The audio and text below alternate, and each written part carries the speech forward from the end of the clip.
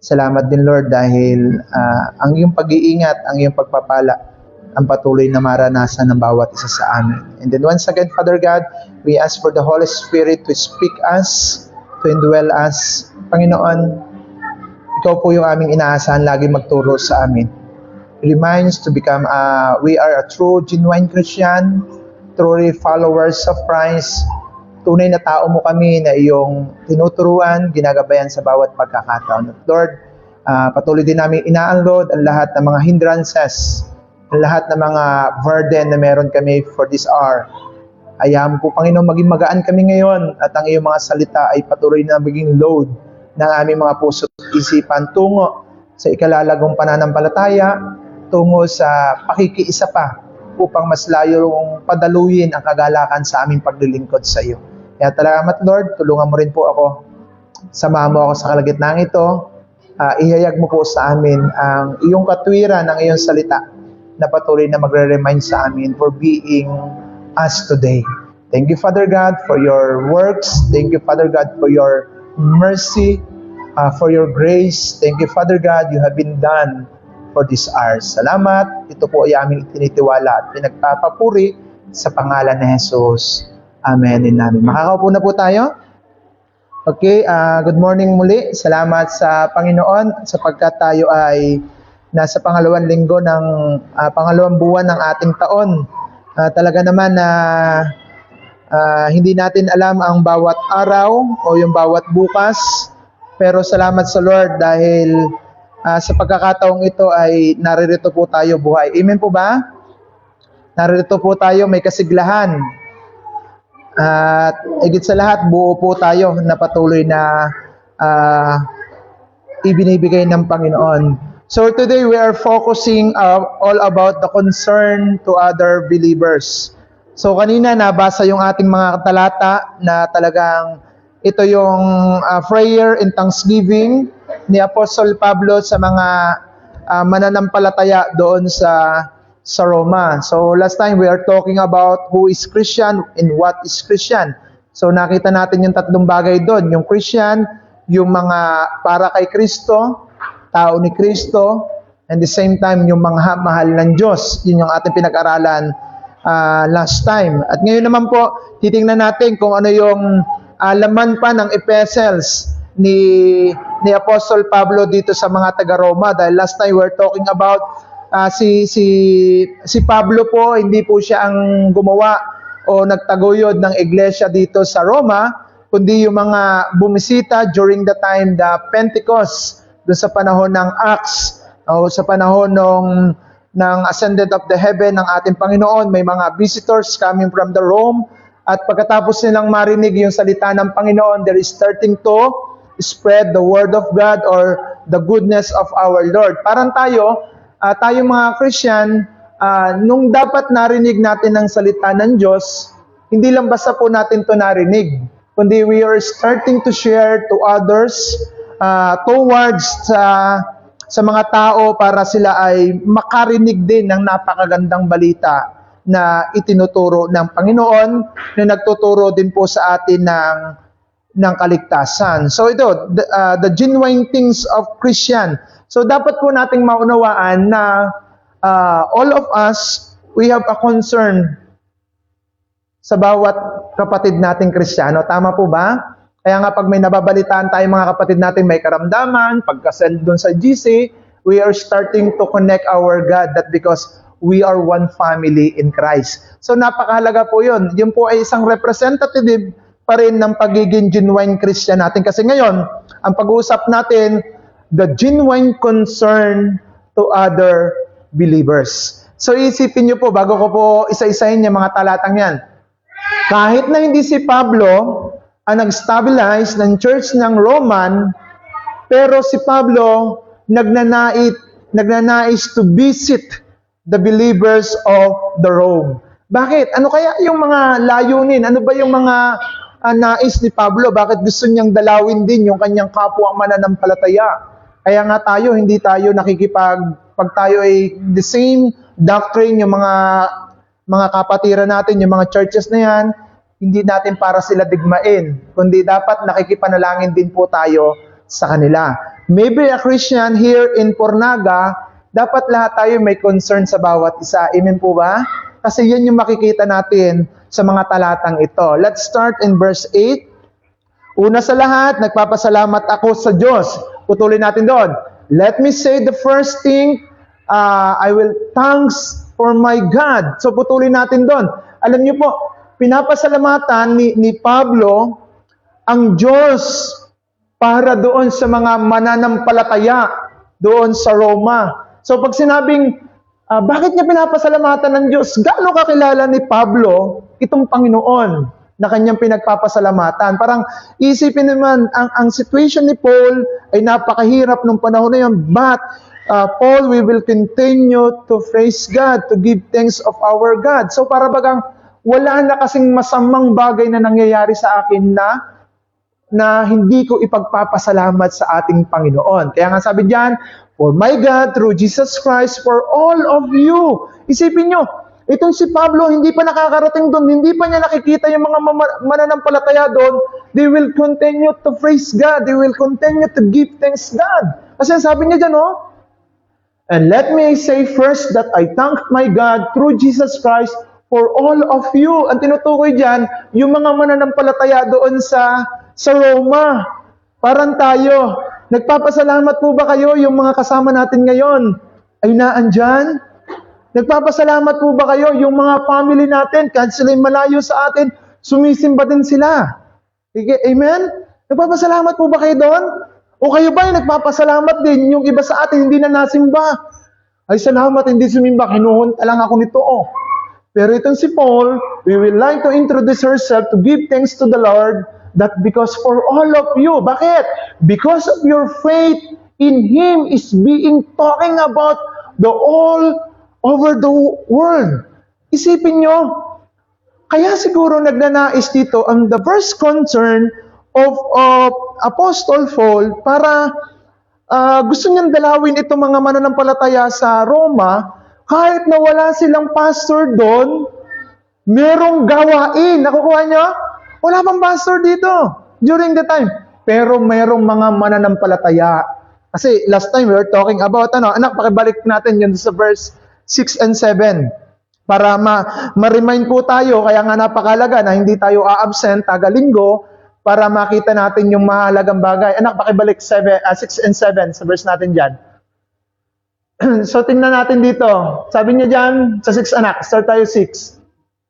Okay, you are including among these Gentiles who are being called to belong to Jesus Christ. Yung mga tinawag para kay Kristo. Yun yung mga mananampalataya doon. Pangalawa na, verse 7.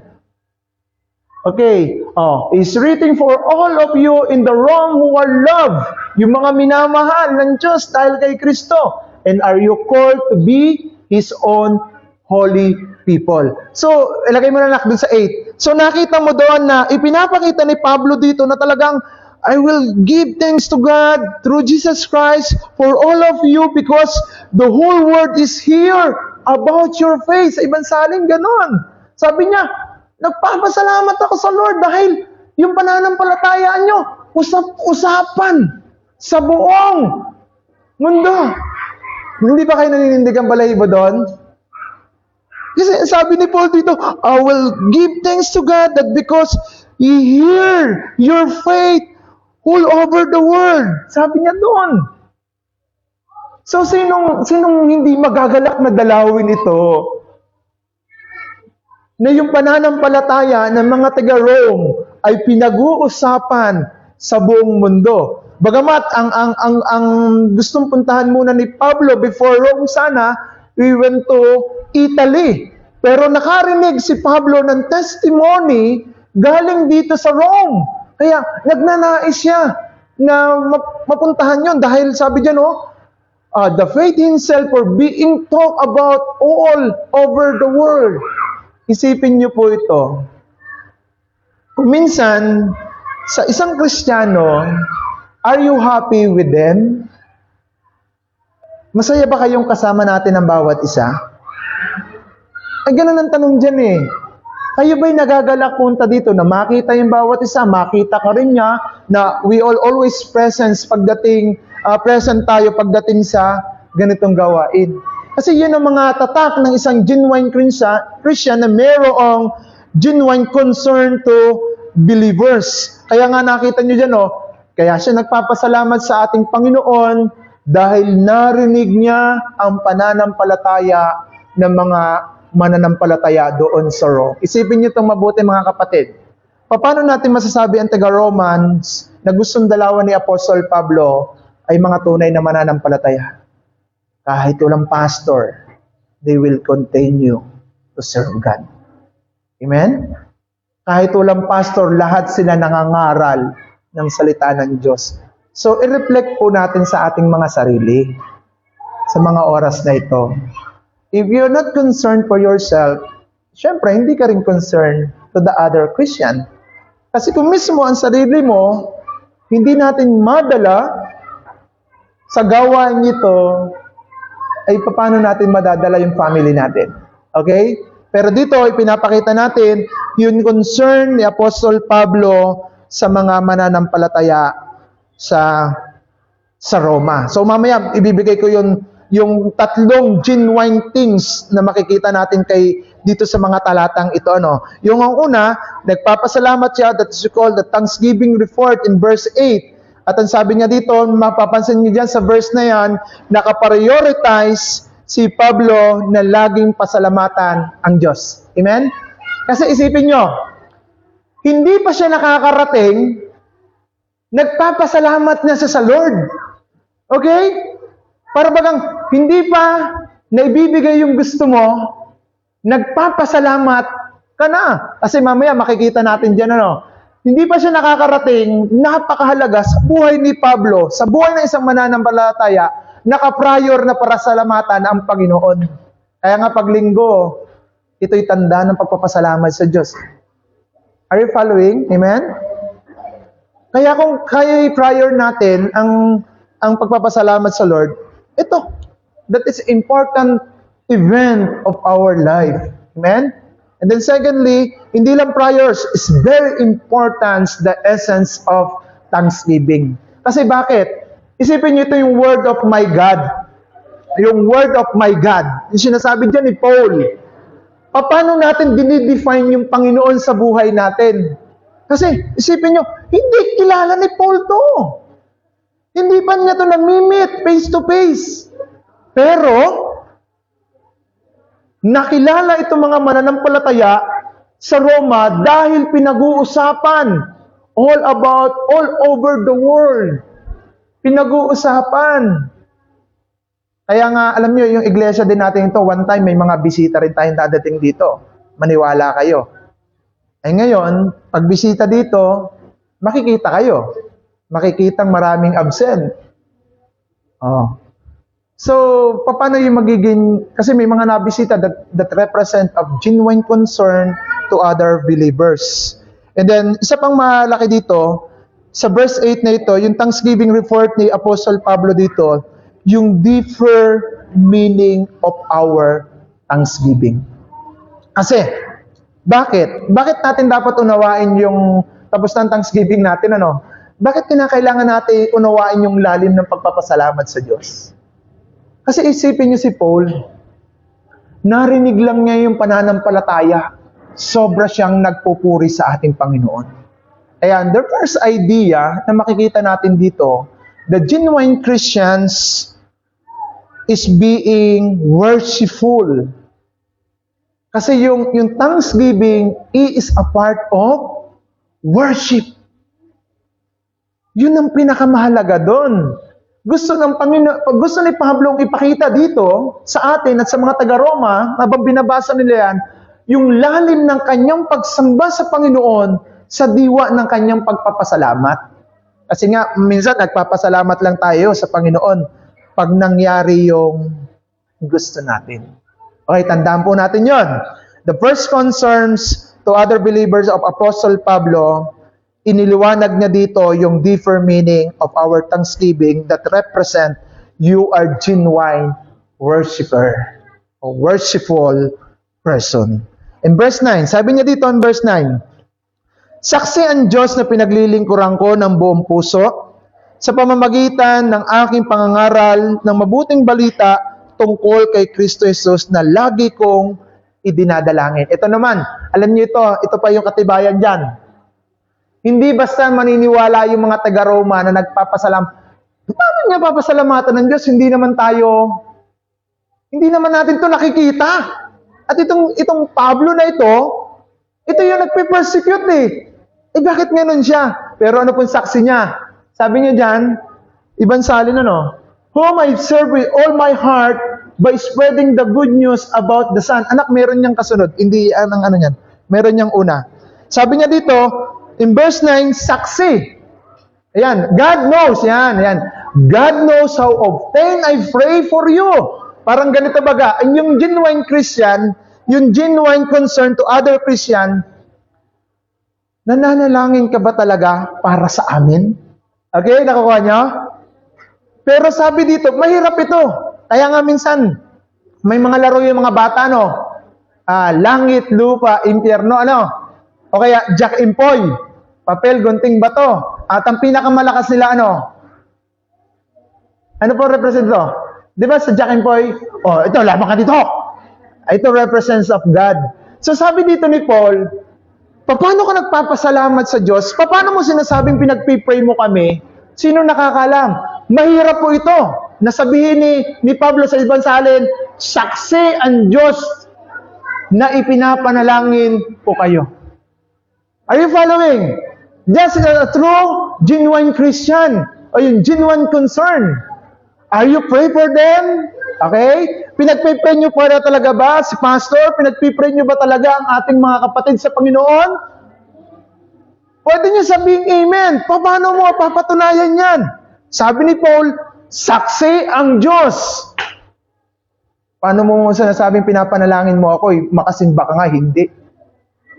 Are you following? That is genuine concern. Yan sabi niya dyan God knows how often I pray for you. Day and night I bring you and your needs in prayers to God. Ito ba? Hindi lang kasi ang pagiging genuine concerned believers sa church natin. Are you praying for our planning? Maybe the budget of our church? Pinagpipray nyo ba na, Lord, sana po lumaki yung income ng church dahil lumalaki ang pangangailangan ng church? May mga projects kami. Are you praying for that? Sana! Kasi dapat ganon. Kasi pinapakita dito ni Paulo, hindi niya ito kasama, pero sabi niya, Lord, you are the witness of my prayer for them.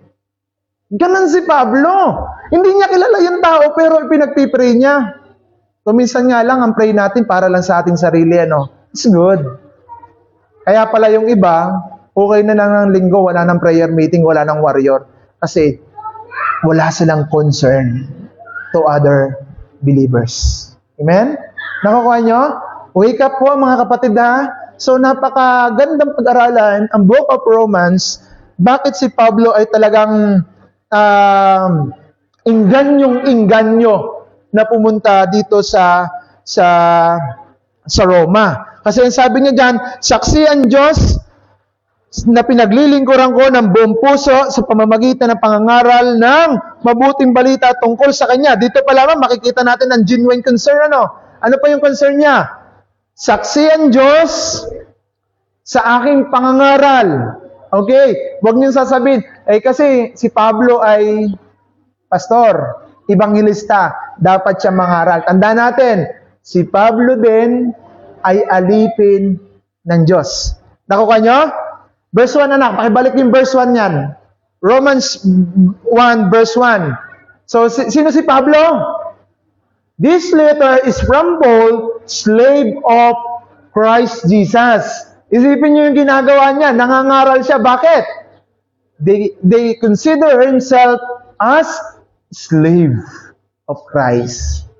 Ngayon, ako alipin din Alipin ako ng Panginoon. Alipin ako ng pag-ibig ng Diyos. Kaya nangangaral.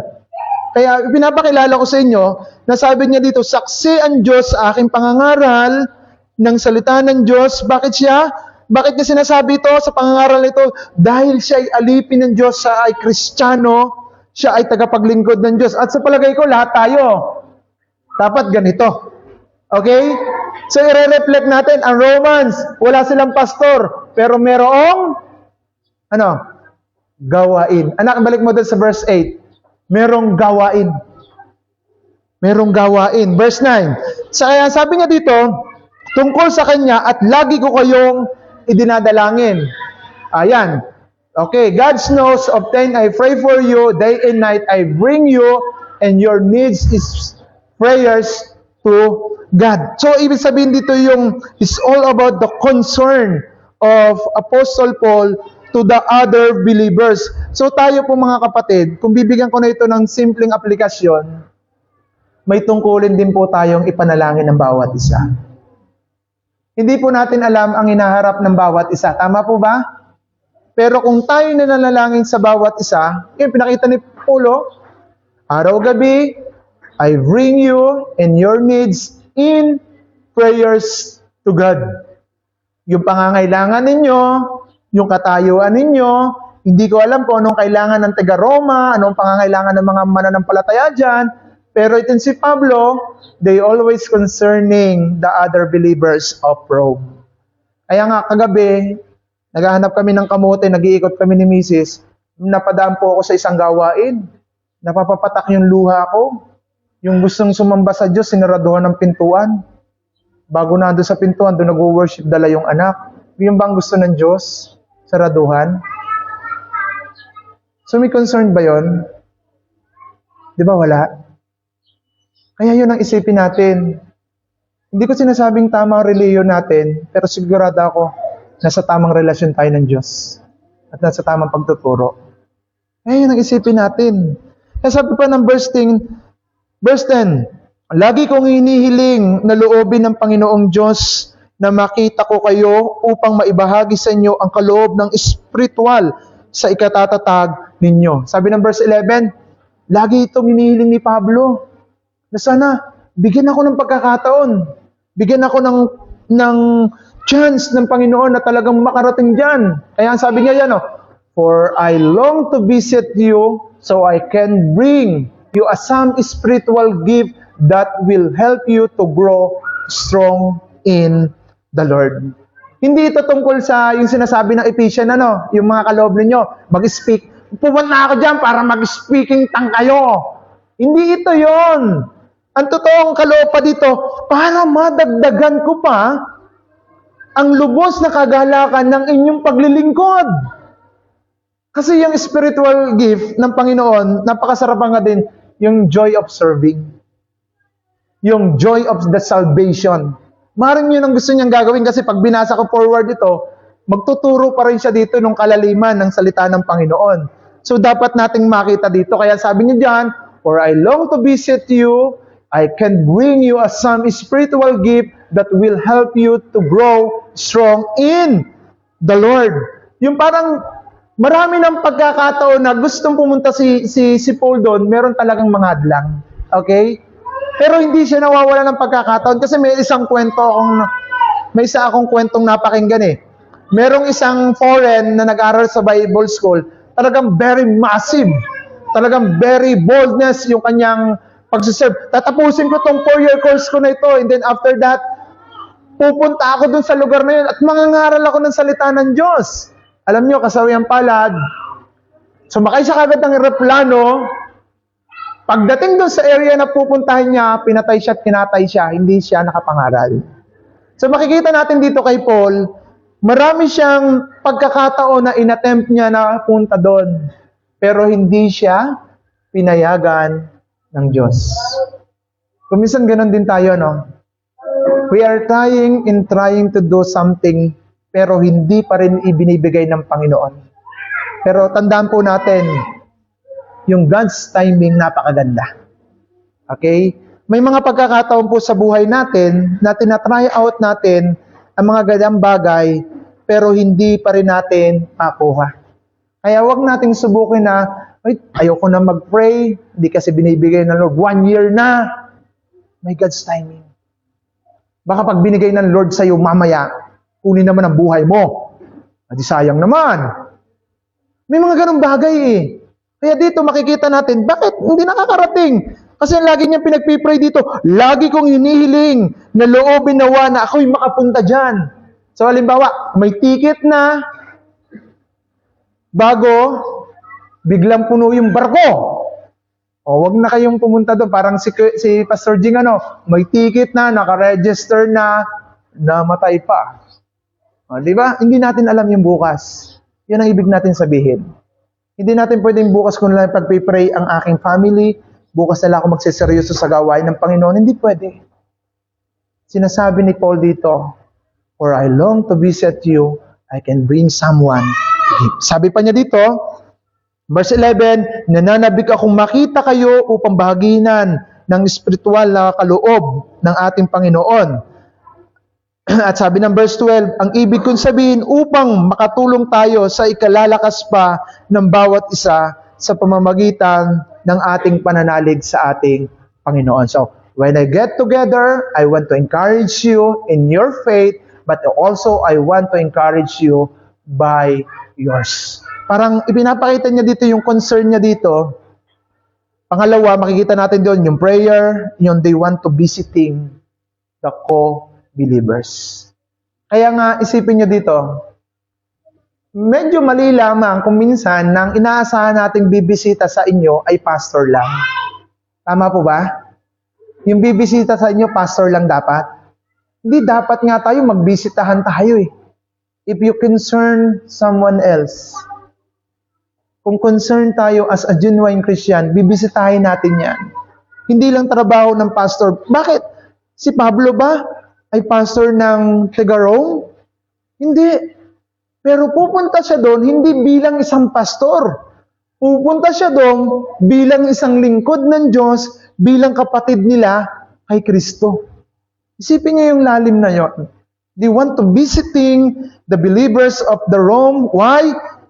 Maaring sa pagbisita din ni Pablo, gusto din niyang makita kung anong uri ng pananampalataya meron sila.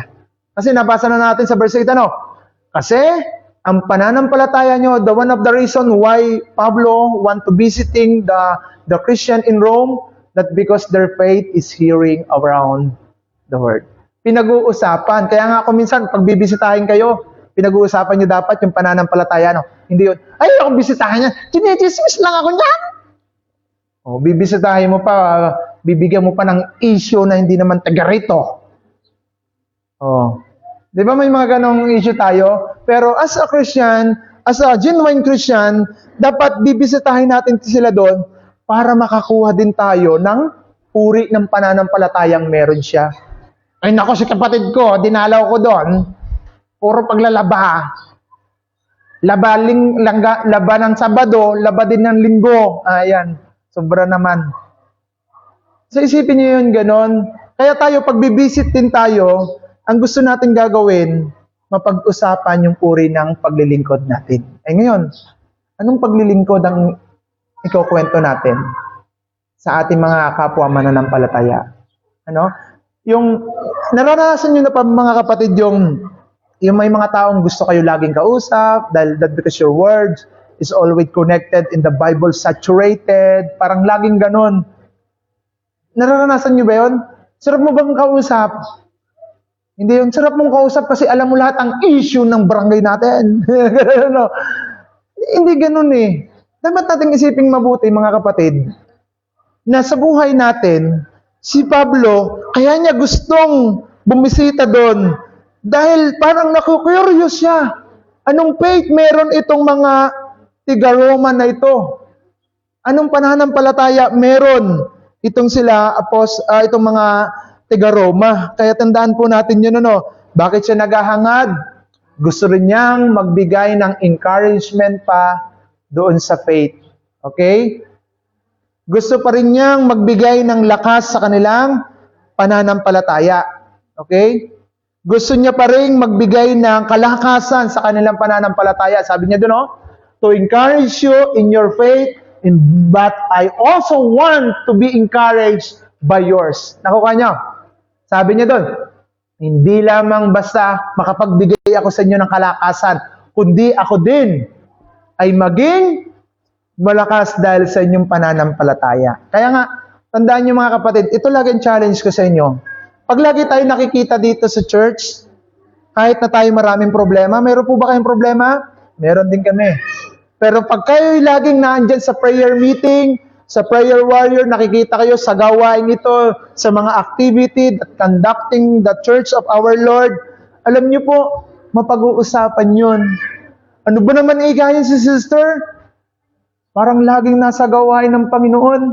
Ano bang meron siya? Yun ang pag-uusapan niya. Bakit itong sister na ito? Parang palitaw. Sisimba first week. Next week, may mga wala ngayon So, third week, nandito na naman. Fourth week, wala na rin.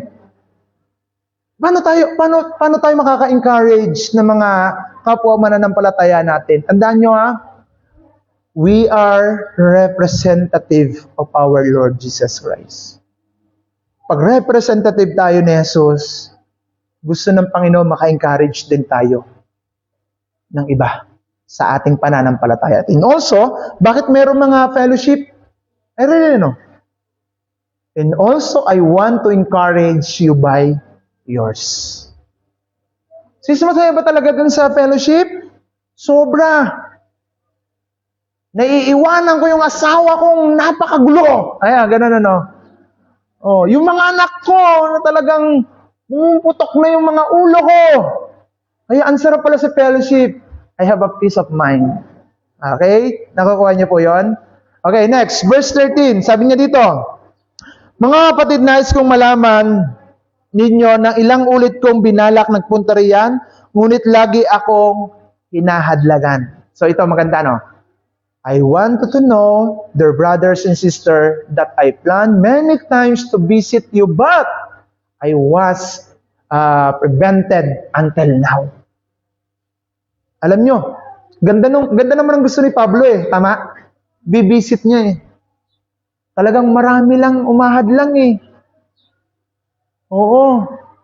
Pupunta sana ako dyan. May namatay na kakapatiran Hindi ako makapunta dyan. Diba? Gusto ko sana pumunta sa church talaga may labahin Palagay ko, hindi kasama sa hadlang yon.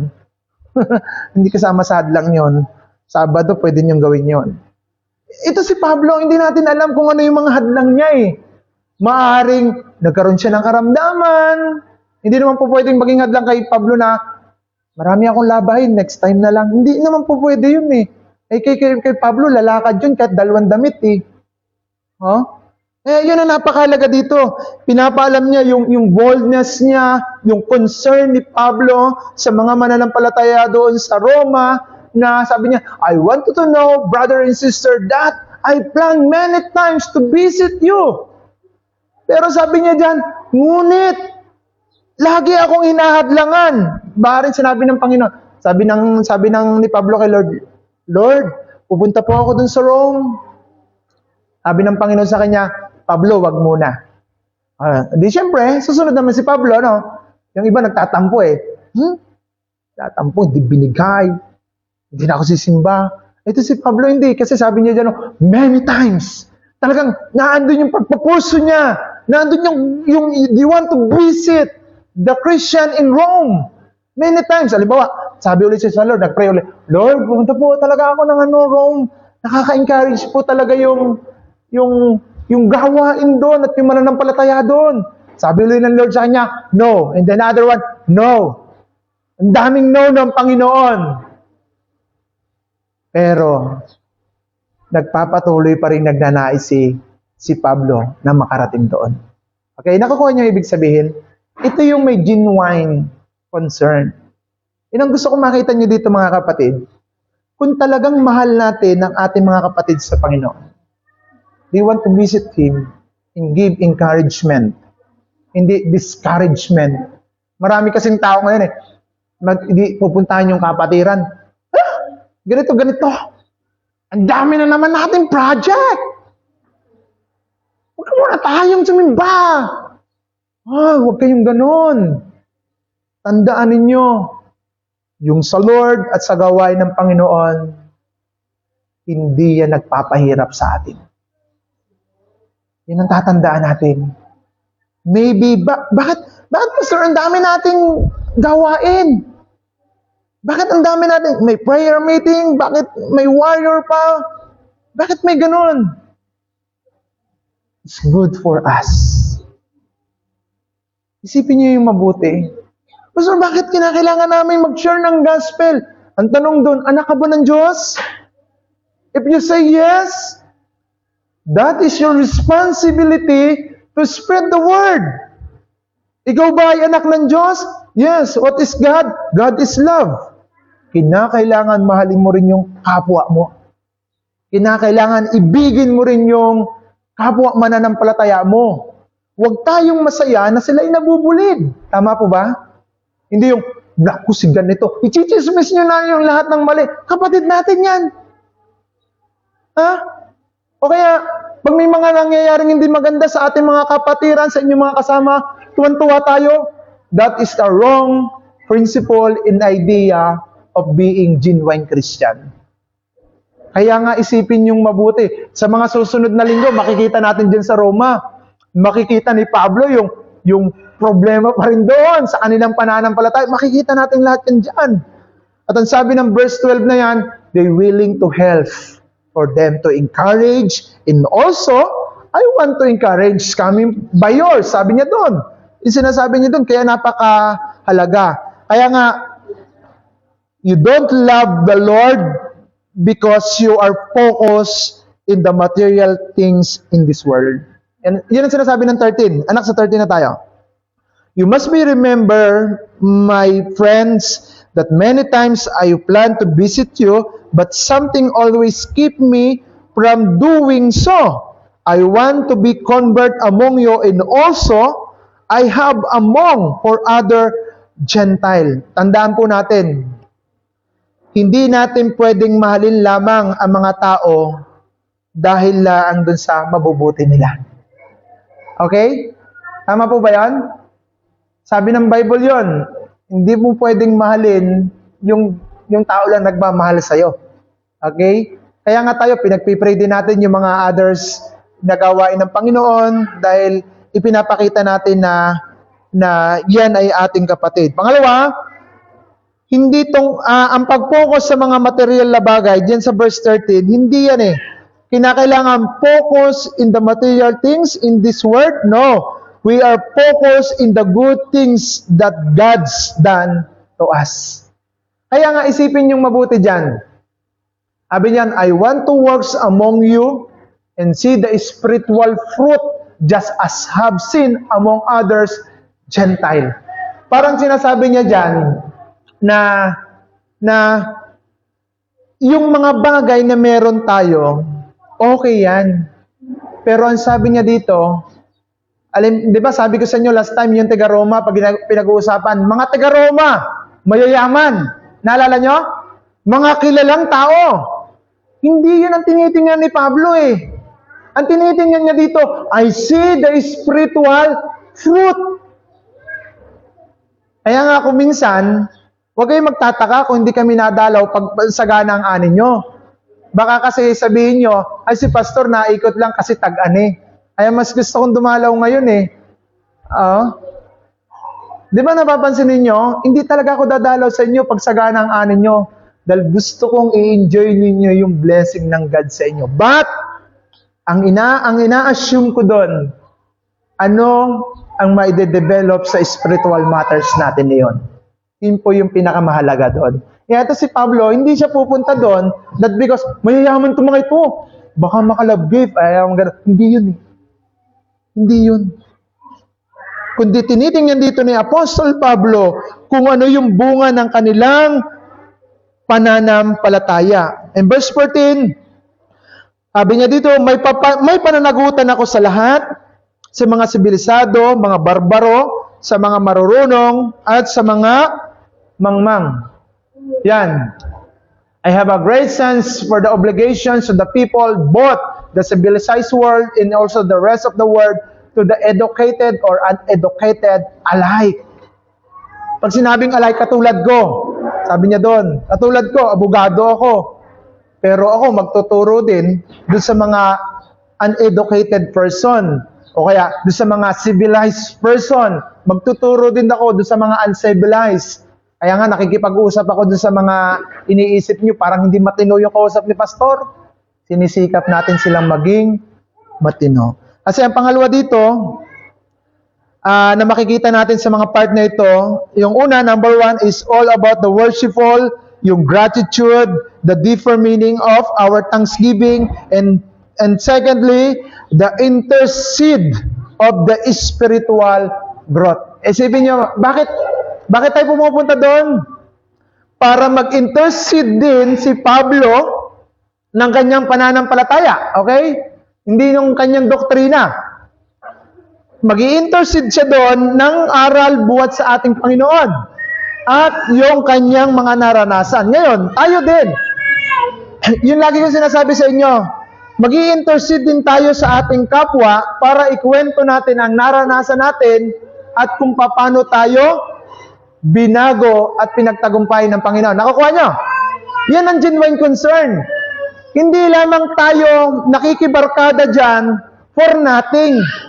Tayo nakikisama sa mga yan para mag-intercede yung kapangyarihan ng Diyos through the gospel that we are speak out to us. Yun po yung maganda doon. Kaya nga mga kapatid, nagtataka naman ako sa maraming kakristyanuhan ngayon, bakit hanggang ngayon, mas kilala pa tayo sa ating pagiging butangero, kaysa sa ating pagiging palasamba, mapanalalangining tao. Kaya pag pinag-uusapan, sino ito? Ay, yan ang mahilig sa ganito. Di ba? Ay, so, ganda na, yan ba? Lagi yan nandun sa church. Oo. Tahanan na ata niyan church eh. Di ba napapansin niyo yun? Kaya napakahalaga nung yung intercede of our spiritual. Kasi si Pablo, pumunta siya doon para ipakita ang kanyang pagnanais na gusto niya magbahagi ng pananampalataya. So, the responsibility of Apostle Pablo is to strengthening the faith to others Christian. Tandaan niyo po, ito po wasakin na natin to. May alam kayong mga kwento ng bawat isa sa atin. Tama? Hindi po kayo right person para mag-storytelling to others. Kung ikaw ay Kristiyano, ang pinaka-right na may kukwento mo ay tungkol sa natutunan mo sa salita ng Panginoon. Are you following? Oo. Kasi hindi akma sa pagiging Kristiyano na ang ikinukwento natin yung mali ng isang tao. Sa palagay ko naman, lahat tayo may mali eh. Ay ba't di may kwento yung mali mo? Nasasabi niyo po ba yung mali natin? Yung iba nga, huli na, hindi hindi ako yan. Oh. Bago tayo, ang lakas-lakas ng loob natin magkwento ng mali ng iba. Ano kayong pakiramdam nun pag narinig na yun? Baka ikwento ko rin mali mo. Para gano'n Hindi gano'n. So, the willing to help Apostle Paul and the believers of the Romans, they willing to strengthening her faith, and at the same time, gusto rin niya patuloy na i-intercede yung kanyang pananampalataya sa mga mananampalataya i-intercede yung kanyang spiritual gift dito sa mga taga-Roma. Kaya nga sabi niya, verse 15, kaya nga nais ko ring ipangaral diyan sa Roma ang mabuting balita. So ngayon, doon sa verse 15, makikita natin sa pangulila dito, si Pablo, bakit gusto niya pa rin pumunta sa Roma? They want to strive. Ano po yun? Gusto niya rin maglagak ng oras para ipamahagi din yung mabuting balita sa lugar na yun. Maaari, kasi parang sinasabi ni Paul dito, maaari itong mga nangaral na ito, yung nakita lang yung ginawa ni Jesus during the Pentecost time. Nangaral na ito doon. Ngayon, si Pablo, kinausap ng Diyos, pinag-aralan yung gospel, magtuturo pa rin siya doon. Kaya nga tayo ganito eh. Bakit tayo kinakailangan natin sumimba lagi? Kasi alam nating naligtas tayo. Amen? Through faith. Through the grace of the Lord. Ngayon, bakit kinakailangan ko umattend ng prayer meeting? Bakit kinakailangan ko umattend ng Sunday worship? Bakit kinakailangan ko umattend ng mga fellowship? Kasi marami pa tayong hindi alam tungkol sa kabutihan ng Panginoon. Tama po ba yun? At the same time, kung marami ka pang hindi alam doon, marami ka pa rin hindi alam na hindi akma sa pagiging Kristiyano natin. Yun ang gusto ni Paul. Gusto niya pumunta doon. They want to spread the good news, to strive. Yung patatlo dito makikita natin, to strive. Gusto ko rin maglagak ng oras at pagkakataon para maituro sa inyo dyan ang mabuting balita. That is a top reason of Apostle Pablo why we want to visit the Church of Rome. Gusto ko kayong makasama. Gusto ko kayong samahan. Malaking dalawang klase po yun ha. Gusto ko kayong makasama at gusto ko ka rin kayong samahan sa pagpapalaganap ng salita ng Diyos. And ngayon, I will challenge you. We are considered as we are a children of God. Amen? Nakakapag-strive po ba tayo to spread the God's word? Oh. Paano natin nasasabing we are genuine Christian with a genuine concern? Nayayakag po ba talaga ninyo ang inyong mga pamilya na umattend? Nayayakag po ba talaga ninyo ang mga kaibigan ninyo na umattend sa gawain? Binibisita lang nyo ba yung mga kakilala nyo, kabarkada nyo, for the spiritual, for the worldly matters? Pero Christian ka. Yun ang tinutukoy dito. If you are really Christian, if you are genuine Christian, you must be known a genuine concern to the believers and also the unbelievers. Kasi si Paul dyan eh. Oh. So, I am eager to come to you in Rome too, to preach the good news. Isipin nyo, yung eager, yung sobra, talagang pinipigilan na ako ng Lord eh. Naniniwala po ba tayong pinipigilan tayo ng Lord kuminsan? Hindi. Pinipigilan tayo. Sabi nga kasi sila si Pablo, si Bernabe, pupunta sila doon sa isang lugar. Pinigilan sila ng Espiritu ni Kristo. Bakit? May hindi magandang mangyayari doon. Minsan meron din pong ganon.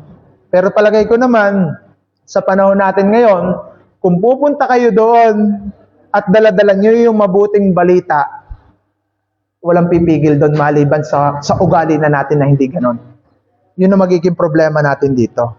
Kaya sabi dito, hindi lamang tayo dapat nananalangin para sa iyo, para sa iyong pamilya, kundi also we are pray for them or for the other. Hindi lang tayo umuupo dito for seeking good para sa atin kundi umuupo tayo dito, nakakuha tayo ng aral buhat sa salita ng Panginoon para i-spread din ito sa iba. Nakukuha nyo? Ang gulo na po ng mundo. Tama po ba? Parang yung bahay natin, magulo. Gulo na rin ang mundo. Kinakailangan natin ang kapamaraanan ng Diyos para makuha ang mga ganitong bagay. Kaya tandaan po natin, sa umagang ito, bakit gusto pumunta ni Paul? Number 1, nakita niya ang mga taga-Roma na totoong sumasamba sa Diyos at naglilingkod.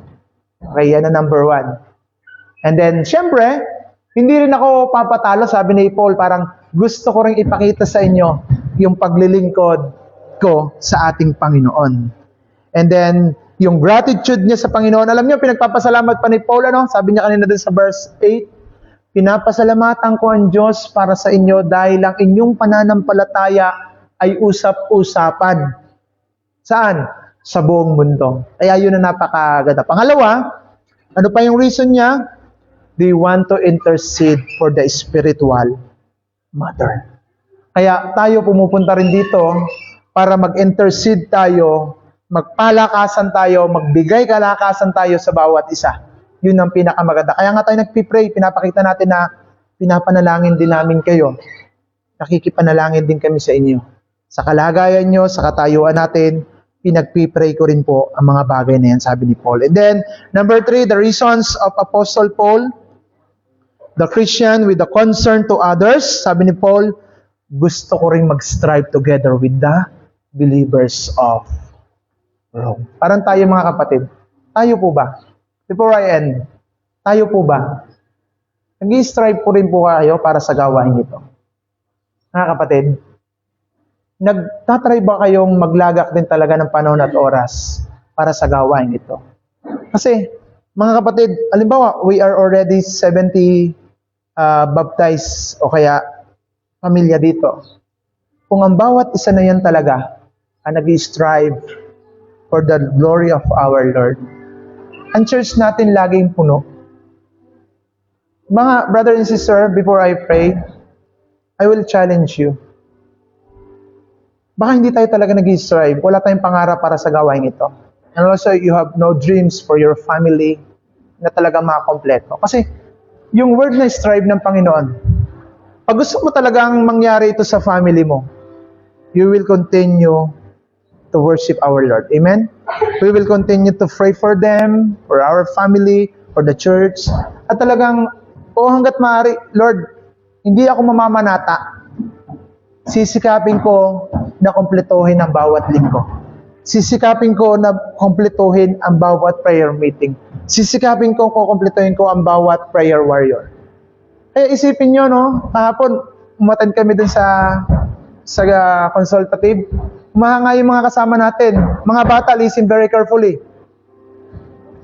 Yung mga song leader doon, dito pa po napasok sa San Jose. And then pagdating ng Friday, they went to go home to practice for the glory of our Lord. Kaya alam niyo yung church ng Ligaya, walang bumagsak diyan sa isang beses sa LET, sa bar exam, o sa anumang exam. Why? Nakita ko yung mga kabataan doon, grabe pag nagpagamit sa Lord. Nandun. Ang church ng San Jose, napaka-faithful nila. Kaya pag nangarap sila, in 1 month, 2nd month, o kaya before the end of year, napapanish po yung project nila. Bakit? They strive for the ministry of our Lord. Yun ang tatandaan natin mga kapatid. Tayo pong lahat ay tumayo. Tandaan natin, Christian without concern to others, we are not grow in Christian living. Remember this word. Isipin nyo ito mga kapatid. Ang Kristiyano na walang concern sa bawat isa, sa gawain ng Panginoon, you are not grow spiritually. Listen very carefully. Tingnan nyo ang sarili natin. Malago na ba ako? Okay, look at ourselves. Tingnan nyo ang sarili nyo. Madali ka maaya ng barkada mo, sa kalayawan, madali ka maaya sa mga bagay na hindi naman connected sa kabutihan ng Panginoon. Pero pagdating doon sa gawain ng Panginoon, ang hirap mo. At tandaan natin nito. Are you truly worshiper of our Lord? You are truly intercede for the spiritual matters? Are you trying to strive for the glory of our God? Tandaan niyo mga kapatid, ang genuine Christian at ang genuine concern sa atin, nagpapasalamat sa Lord dahil nandyan sila. Papasalamat sa Lord, nandito tayo, nananalangin, hindi lamang para sa sarili, kundi para sa mga lahat. They want to visit to the co-believers. They want to willing to help them kung ano man yung kaya nating itulong. Ginagawa natin ito. Kaya mga kapatid, siguraduhin na po natin ang ating mga sarili. Dahil dito sa Romans, ibinubukas ng Diyos sa atin ang isang tunay na may pananampalataya, ang isang tunay na binago ng Panginoon. Punong-puno ng pagpapasalamat, punong-puno ng pananalangin, punong-puno ng kalakasan at hamon sa buhay niya, si Apostol Pablo. Let us pray to our Lord. Father in heaven, we ask for your goodness. We ask for your patience, your loving, and also your embrace to us. Panginoon, maaring lahat kami ay nasagasaan ng mga halimbawang ipinakita ni Apostol Pablo. Pero hindi po kami nawawalan ng pag-asa, Panginoon, sa mga bagay na ito. At maaaring ino-open mo ang panibagong message na ito to talk us about this. Panginoon, tulungan mo po kami maging totoo sa paglilingkod sa iyo. Tulungan mo po kami maging totoo sa pinagpapasalamat namin sa iyo. Tulungan mo po kami maging totoo sa aming mga paglilingkod na ginagawa sa iyo. Tulungan mo kami maging totoo sa mga ino-offer, sinishare, o anumang bagay namin para sa iyong gawain. Tulungan mo kami maging totoo din na Kristiyano kung saan mo man kami dalhin, kung sino man yung aming mga kaharap, kung sino man yung aming mga kasama. Turuan mo kami maging totoo, Panginoon. At maging yung aming mga care and concern to others.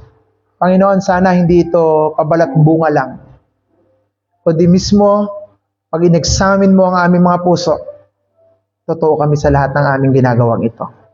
Maging sa aming panalangin, Panginoon, tulungan mo kami na maging totoo kami sa lahat ng aming hinihiling, sa aming mga pangako, sa buhay namin ito.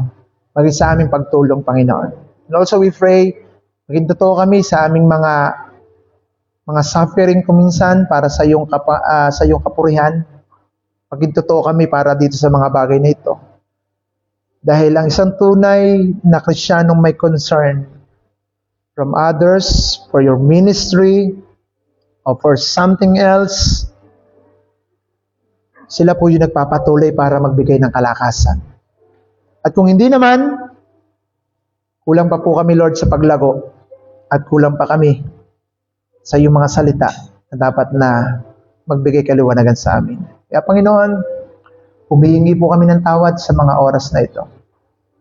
Nakikita mo po ang puso ng bawat kapatid kong ito, anak kong ito, kapamilya kong ito.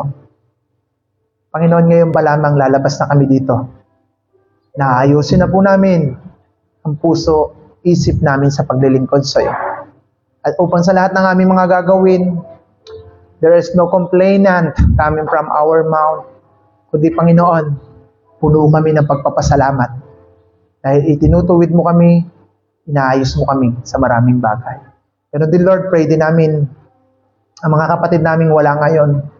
Ano man yung mga dahilan nila, ano man yung mga naging hadlang sa kanila, Panginoon, sana makita na mas higit ka ron sa mga bagay na yun. Kaya ingatan mo pa rin sila, Panginoon. Pagtagumpayin mo pa rin sila, Panginoon.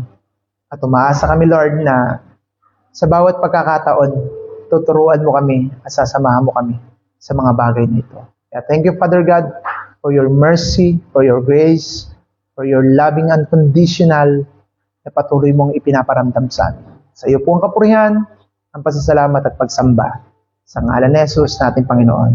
Amen and amen. Magandang umaga po at nawa po yung napagpala tayo ng